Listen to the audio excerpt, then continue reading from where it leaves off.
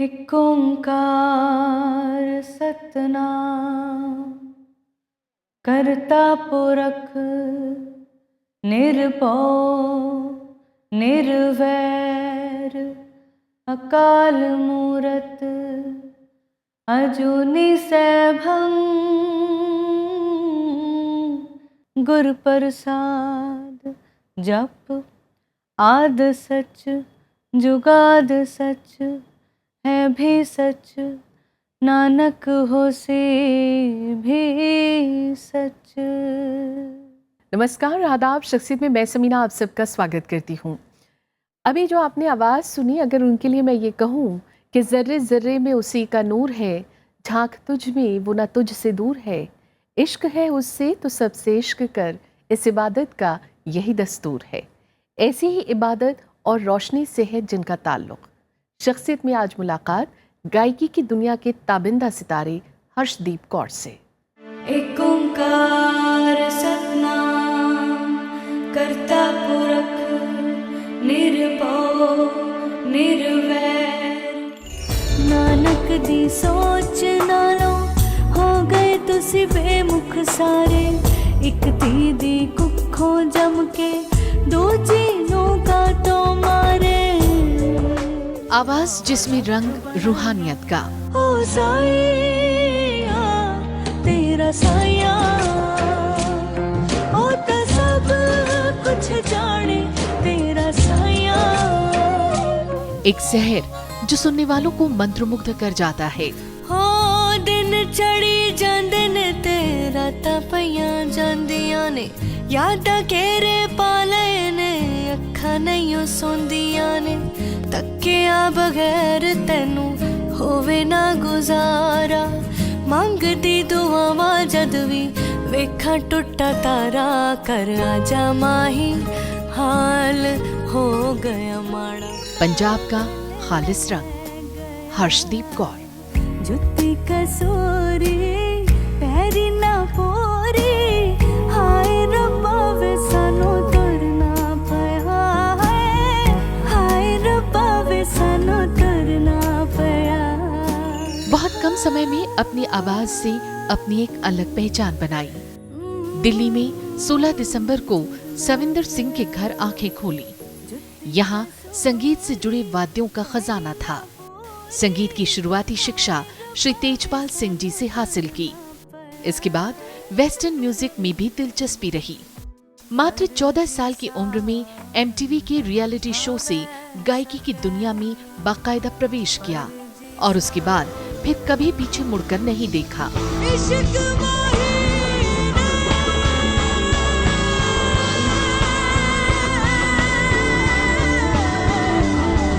AR Rahman से लेकर विशाल शेखर, सलीम सुलेमान और अमित त्रिवेदी जैसी हस्तियों से जुड़ना उनकी गायकी को बॉलीवुड तक ले गया। बन्नो रे बन्नो मेरी चली ससुराल को, अखियों में पानी दे गई, दुआ में मीठी गुड़ धानी ले गई।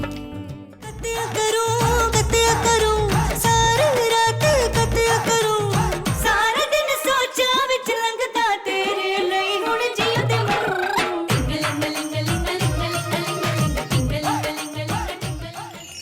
कोक स्टूडियो के सीजन्स उनकी आवाज की जादू से दमक उठी।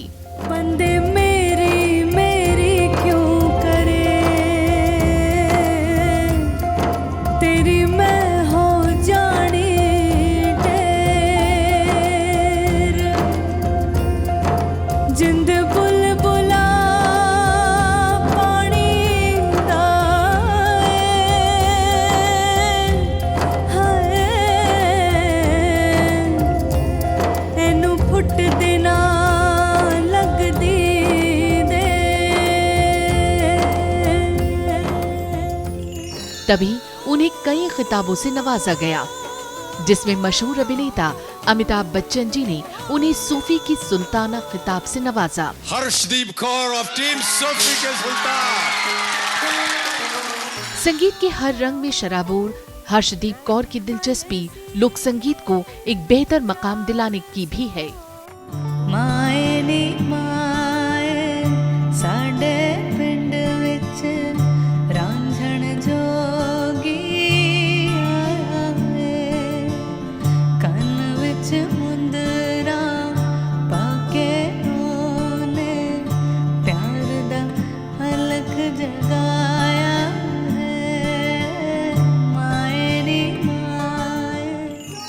उनके बेशुमार एल्बम्स अपनी मिट्टी की सौंधी महक लिए देश की संस्कृति की खूबसूरत झलक पेश करती हैं और उनका बैंड भी इस दिशा में लगातार प्रयास कर रहा है। उनके बेशुमार एल्बम और उनके शोज में उमड़ती भीड़ दर्शकों में, सुनने वालों में उनकी गायकी के तई मोहब्बत, दीवानगी और जुनून के परिचायक हैं।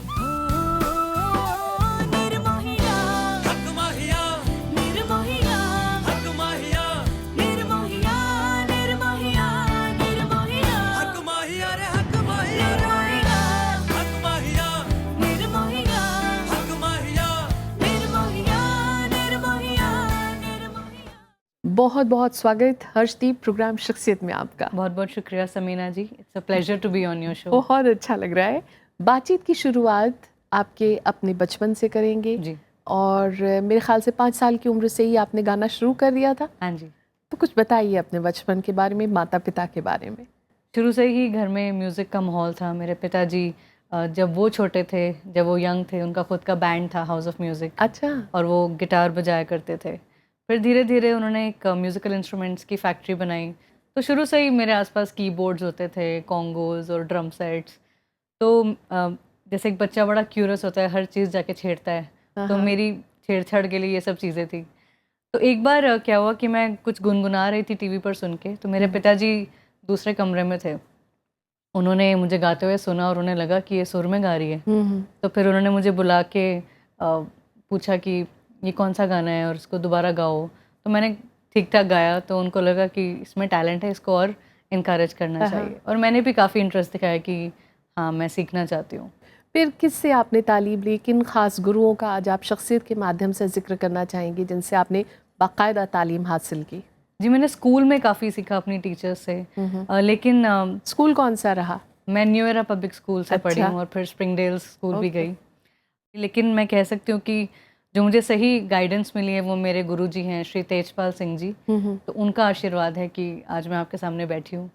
और उन्होंने मुझे हिंदुस्तानी क्लासिकल म्यूज़िक की ट्रेनिंग दी और उसके अलावा भी मुझे काफ़ी इनकरेज किया कि अब दिल्ली छोड़ो, बॉम्बे चले जाओ। मेरे ख्याल से 14 साल की उम्र में ही आप रियलिटी शो में आती हैं और छा जाती हैं। जी, वो फर्स्ट टाइम था कि मैंने MTV वीडियो गागा कॉन्टेस्ट में पार्ट लिया और मैं वो शो जीत गई। और काफ़ी एक बड़ा स्टेप था मेरी लाइफ में। उससे थोड़ा कंफर्म हो गया कि हाँ, कुछ बात है, बॉम्बे जाके सेटल हो सकते हैं और प्लेबैक सिंगिंग में ट्राई कर सकते हैं। बहुत से युवा कलाकार जब इस वक्त आपको देख रहे होंगे तो उनके दिल में ये सवाल ज़रूर उठा होगा कि रियलिटी शो में आने के लिए किस तरह की मेहनत की ज़रूरत थी और आपने किस तरह से अपने आप को नर्चर किया? बहुत रियाज़ की ज़रूरत है और आपको स्टेज पर बहुत कॉन्फिडेंस होना चाहिए और हिम्मत नहीं हारनी चाहिए। क्योंकि कभी कभी होता है कि आपने किसी दिन अच्छा नहीं गाया, उस दिन आपका दिन नहीं था, कुछ जमा नहीं, तो हम हताश हो जाते हैं और सोचते हैं कि नहीं, पता नहीं मैं ये कंपटीशन जीत पाऊंगी कि नहीं। तो वो हिम्मत नहीं हारनी चाहिए और बस म्यूज़िक को एंजॉय करके गाना चाहिए। अगर आप एंजॉय नहीं कर रहे तो आप अच्छा परफॉर्म नहीं कर सकते। प्रेशर बहुत होता है रियलिटी शो में क्योंकि यही टेंशन लगी रहती है कि आप अगले एपिसोड में पहुंचेंगे कि नहीं, ऑडियंस की वोट आएगी कि नहीं, जजेस आपको क्या नंबर देंगे, आपको क्या कमेंट्स मिलेंगे। बहुत बारी नर्वस थी, पर धीरे धीरे फिर आपको उस प्लेटफॉर्म की, उस स्टेज की, उस माहौल की आदत हो जाती है, तो फिर अपने आप कॉन्फिडेंस आ जाता है। मैं ये ज़रूर जानना चाहूँगी कि शरारतें रहीं आपकी ज़िंदगी में बचपन में, या बस आप मम्मी पापा की एक बहुत प्यारी सी, दुलारी सी, सीधी सादी सी बेटी रही? एक्चुअली ये तो मेरे मम्मी पापा से पूछना चाहिए। बट मैं काफ़ी शरारती थी, बट नेगेटिव वाली शरारती नहीं थी, किसी को तंग नहीं करती थी। वैसे ही एंटरटेनमेंट वाला शरारत होता था मेरा। हाँ। या म्यूज़िक से रिलेटेड होता था। जो मुझे याद है मेरे बचपन का कि मैं रूठती बहुत थी अपने पापा से। अच्छा। फिर वो मुझे मनाते थे, तो ये मेरी मैक्सिमम छेड़छाड़ यही होती थी। यही होती थी। पहला एल्बम कब आता है? जी, मेरा फर्स्ट एल्बम था रोमांटिका, जो कि HMV ने रिलीज़ किया था और तब मैं स्कूल में थी। अच्छा, तो कौन सी क्लास में थी? आई थिंक मैं 11th में थी जब वो रिलीज़ हुआ था। तो काफ़ी मेरे जो फेलो स्टूडेंट्स थे उन्होंने काफ़ी पसंद किया और थोड़ा स्कूल में फेमस हो गई थी कि इसकी एल्बम आई है। हाँ, हाँ। और फिर फिल्म का पहला ब्रेक मिलता है?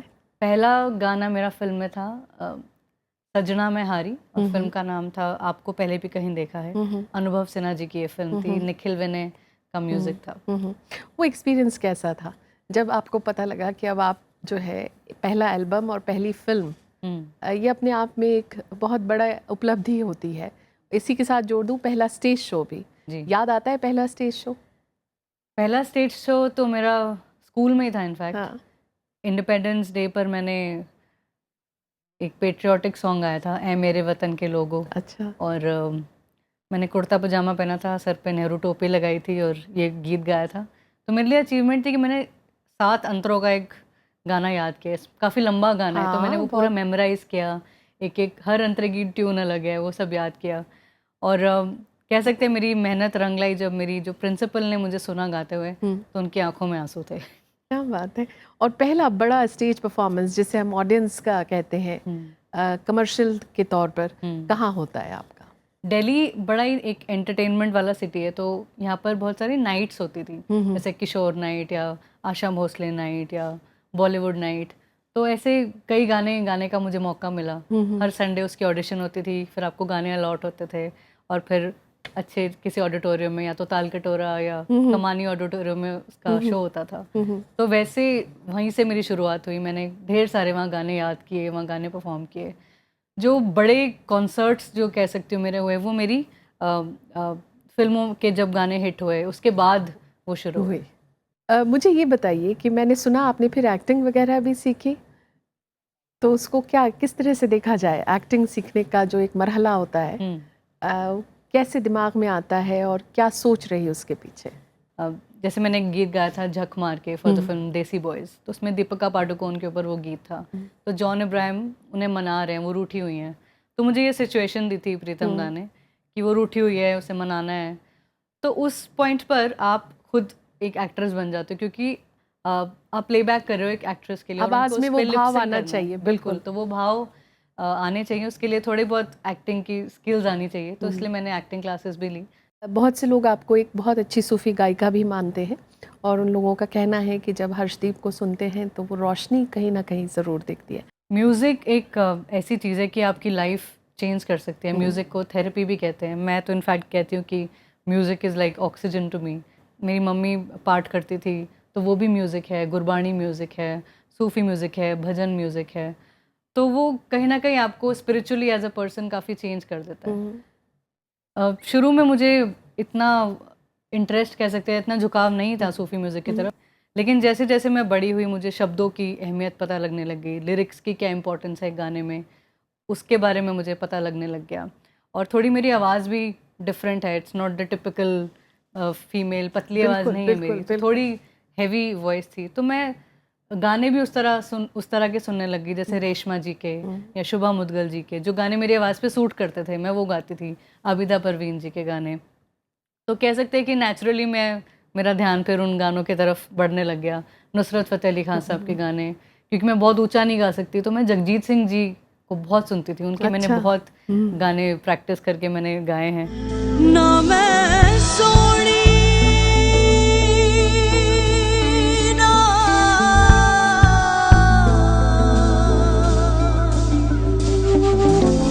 दौलत पल्ले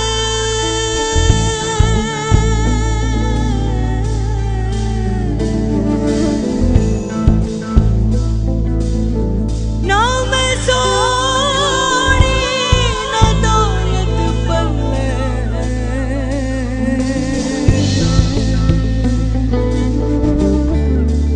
ते मैं किकण यार मनावां। तो फिर मुझे कॉल आई जुनून, एक रियलिटी शो था, उसमें हिस्सा लेने के लिए। तो उसमें 3 अलग अलग जॉनरेस थे, बॉलीवुड, फोक एंड सूफ़ी। अच्छा। तो मैंने कहा अगर मुझे आप सूफ़ी में लेंगे तो मैं पार्ट लूँगी, क्योंकि बॉलीवुड तो कई रियलिटी शोज़ में गा ही रहे थे। तो मुझे एक ऐसा मंच मिल गया जिसमें मैं अपने फेवरेट गाने गा सकती थी। और उसमें एक नई लुक हमने ट्राई की थी। मेरे जीजा जी हैं जगमीत बल, वो डायरेक्टर हैं। तो उन्होंने बोला सर ढका होना चाहिए क्योंकि सूफ़ी म्यूज़िक है। तो चुन्नी लेने की जगह हमने पगड़ी बांधी। मेरे पिताजी ने अपनी पगड़ी बांध के देखी मेरे सर पर। तो वो काफ़ी अच्छा एक लुक क्रिएट हुआ, उससे एक अच्छा ऑरा बना। तो उससे क्या हुआ कि वो शो में जीत भी गई। लोगों ने काफ़ी प्यार दिया मुझे उस शो को देखकर। आप भी बता रही हैं आपने वो देखा है शो। बिल्कुल बिल्कुल। तो उसके बाद कह सकते हैं मुझे एक राह मिल गई कि this is the type of music I want to do. एक रंग हो जाए सूफी का, जी ज़रूर, जो आप सुनाना चाहें, जो आपको बेहद पसंद हो। जी ज़रूर। सजना बाजो ज़ात सिफाता इश्क दिया, वखरी कुल्ली दिन तेरा ता इश्क दिया, ओ 14 तबका अंदर थावा इश्क दिया, औखे पेंडे लम्मिया रावा इश्क दिया, अल्लाहू अल्लाह अल्लाहू अल्लाह अल्लाहू अल्लाहू अल्लाहू अल्लाहू अल्लाहू अल्लाह अल्लाहू अल्लाह हक अल्लाहू अल्लाहू अल्लाह अल्लाहू अल्लाह। इश्क दी हस्ती मस्ती यार मिटा देवे, अग इश्क दी दिल विच तू ही जला देवे, हो बुले वांग नचा विच कारां इश्क दिया, औखे पेंडे लम्मिया रावा इश्क दिया, अल्लाहू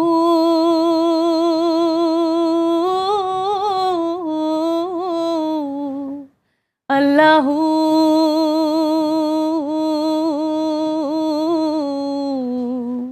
अल्लाहू।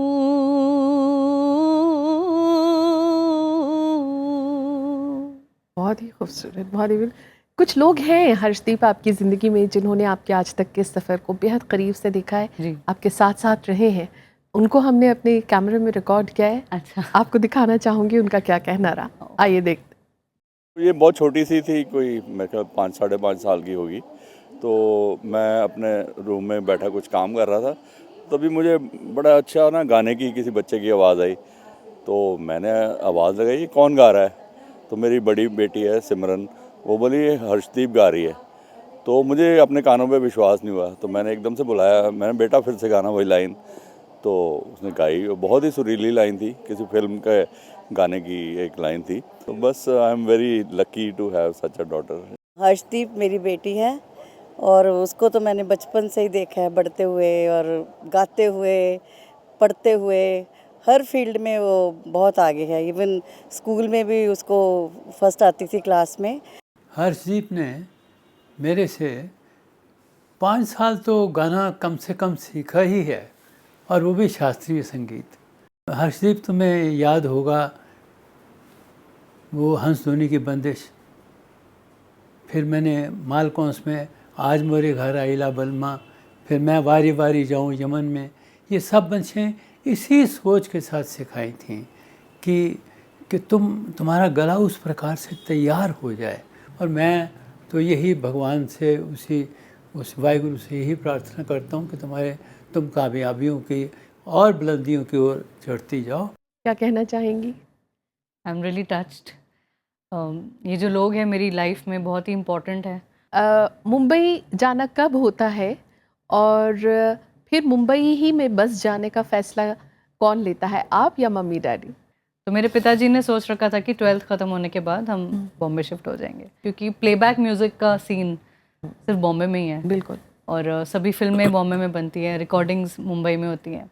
12th ख़त्म होने के बाद हम बॉम्बे शिफ्ट होंगे और वहीं पर मैं अपना कॉलेज कंटिन्यू करूँगी।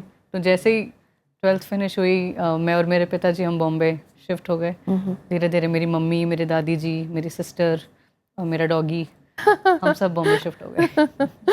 फिर ए.आर. रहमान के साथ आपको काम करने का मौका मिलता है और बहुत जल्द ये मौका मिलना खुशनसीबी जिसे कहते हैं ना, दरवाजे पे खटखटाती है।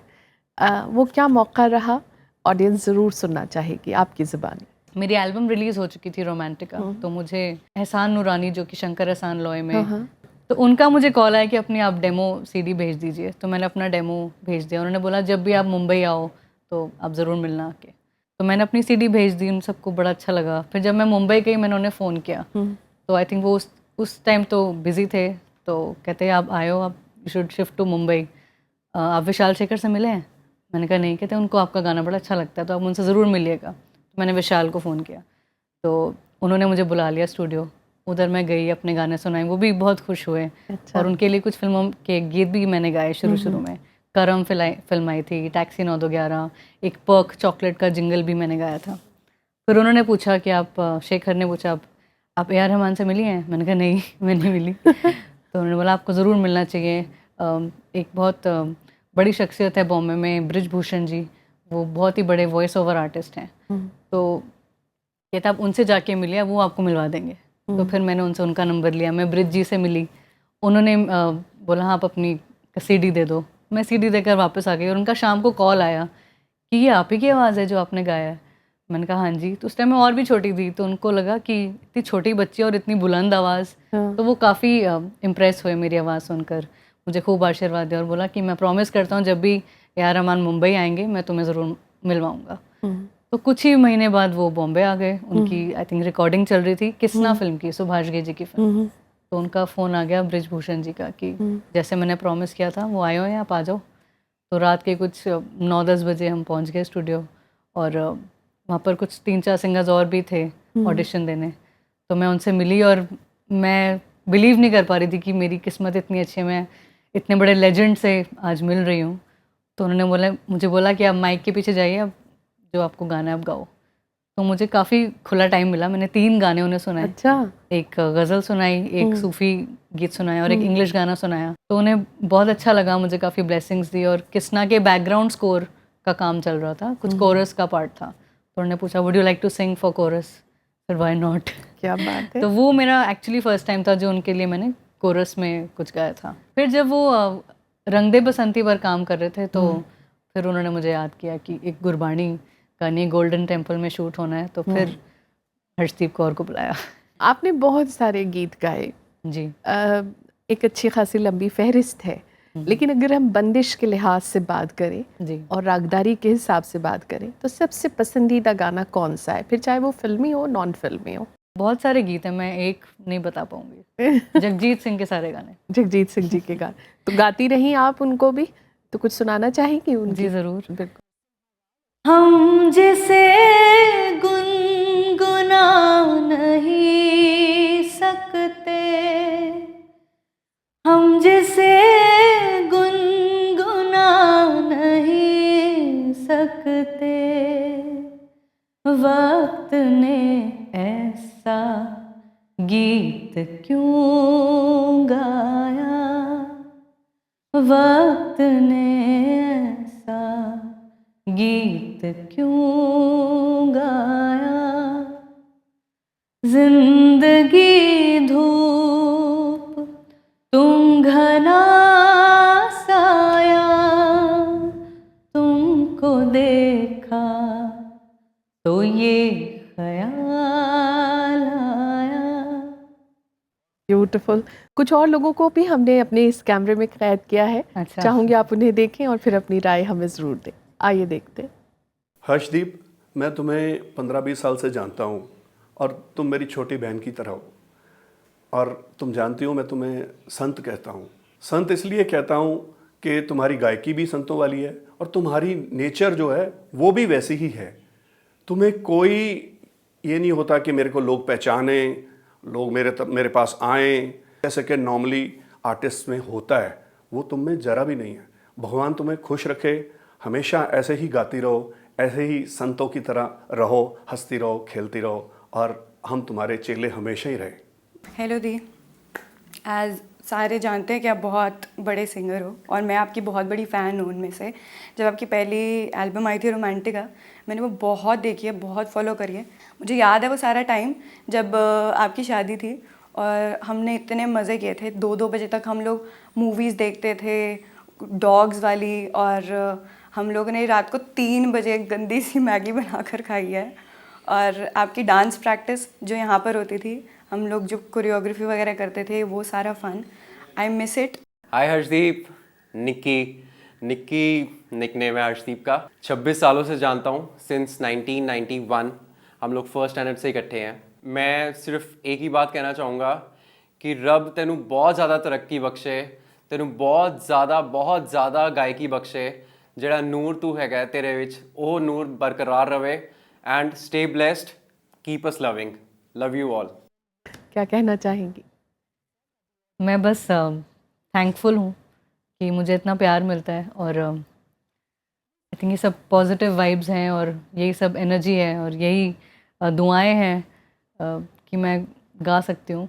और हमसफ़र के बारे में अपने कुछ बताइए हम लोगों को। जी, मैं बहुत लकी हूँ कि मुझे ऐसे हमसफ़र मिले हैं जो मुझे इतना इनकरेज करते हैं, और मेरे बेस्ट फ्रेंड हैं। हम बचपन से एक ही क्लास में पढ़े हैं स्कूल में, एक साथ बड़े हुए हैं। और नाम क्या है उनका? मनकीत सिंह उनका नाम है, और पिछले साल ही मेरी शादी हुई है उनसे।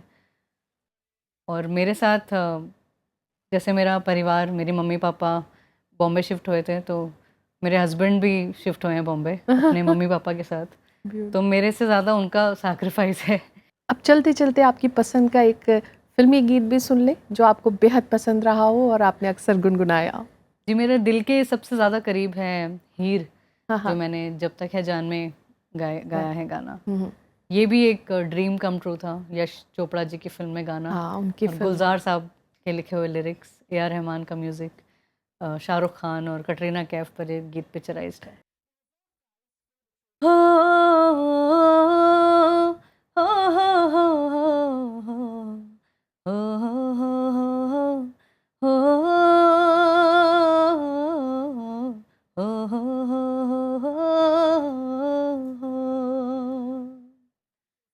हीर हीर ना खोड़ियो मैं ते साहिबा होई, तोड़ी लेके आवे ले जाए, कोड़ी लेके आवे ले जाए, हो मैनू ले जाए मिर्जा कोई, ले जाए मिर्जा कोई, ले जाए मिर्जा कोई। तो हर्षदीप कौर, आप आज शख्सियत में तशरीफ़ लाई, आपका बेहद शुक्रिया, और हमारी सबकी RSTV की और हम सब की शुभकामनाएं आपके साथ कि आने वाले वक्त में आप और ऊंचाइयों को छुएं और बहुत बुलंदी तक पहुँचे। बहुत बहुत शुक्रिया समीना जी, थैंक यू। तो शख्सियत में आज फ़िलहाल इतना ही। ऐसे ही खूबसूरत और ताबिंदा सितारों का सिलसिला शख्सियत में जारी रहेगा। इजाज़त दीजिए, नमस्कार, आदाब।